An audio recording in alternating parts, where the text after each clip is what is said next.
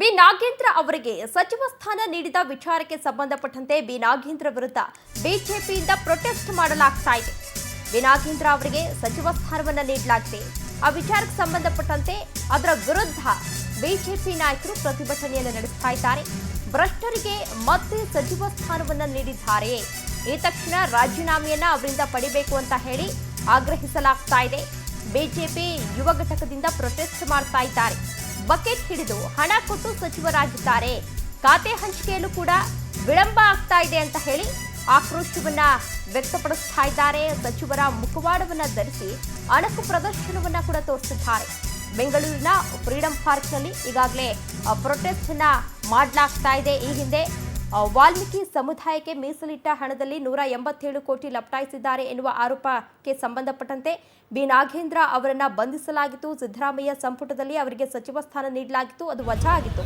ಅದಾದ ಬಳಿಕ ಈಗ ಡಿಕೆ ಸಂಪುಟದಲ್ಲೂ ಕೂಡ ಅವರಿಗೆ ಸ್ಥಾನವನ್ನು ನೀಡಲಾಗಿದೆ. ಬಿಜೆಪಿಯಿಂದ ಸಾಕಷ್ಟು ಆಕ್ರೋಶಗಳು ಕೂಡ ವ್ಯಕ್ತವಾಗ್ತಾ ಇದೆ. ಭ್ರಷ್ಟರಿಗೆ ಇಲ್ಲಿ ಆಡಳಿತವನ್ನ ನೀಡ್ತಾ ಇದ್ದಾರೆ ಅಂತ ಹೇಳಿ ಇವತ್ತು ಪ್ರೊಟೆಸ್ಟ್ ಮಾಡ್ತಾ ಇದ್ದಾರೆ. ದೃಶ್ಯಾವಳಿಗಳಲ್ಲಿ ನೀವು ಕೂಡ ಇದೀಗ ಗಮನಿಸ್ತಾ ಇರಬಹುದು. ಹೈಕಮಾಂಡ್ ನಾಯಕರು ಡಿಕೆ ಶಿವಕುಮಾರ್, ರಾಹುಲ್ ಗಾಂಧಿ ಅವರ ಅಣುಕು ಪ್ರದರ್ಶನವನ್ನು ತೋರಿಸಲಾಗ್ತಾ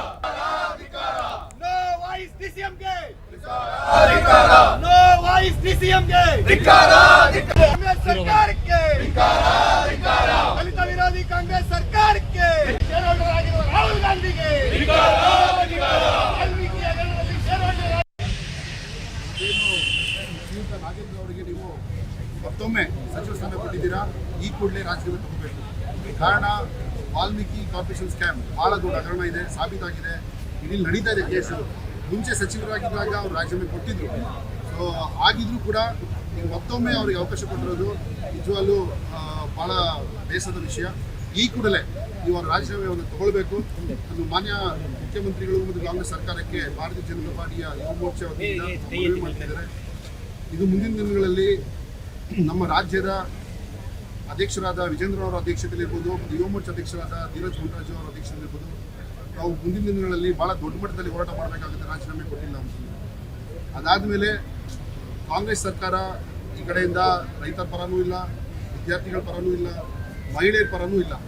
ನಾವೆಲ್ಲರೂ ಶ್ರೀಯುತ ಪ್ರಧಾನಿಗಳು ನರೇಂದ್ರ ಮೋದಿ ಅವರು ಡೆಲ್ಲಿಯಲ್ಲಿ 33% ಬಿಲ್ ತರಬೇಕು, ಮಹಿಳೆಯರು ಕೂಡ ನಾವು ಎಂಕರೇಜ್ ಮಾಡಬೇಕು, ಪ್ರೋತ್ಸಾಹ ನೀಡಬೇಕು ಅನ್ನೋ ದೃಷ್ಟಿಯಲ್ಲಿ ಅವ್ರು ಕೆಲಸ ಮಾಡ್ತಿದ್ವಿ.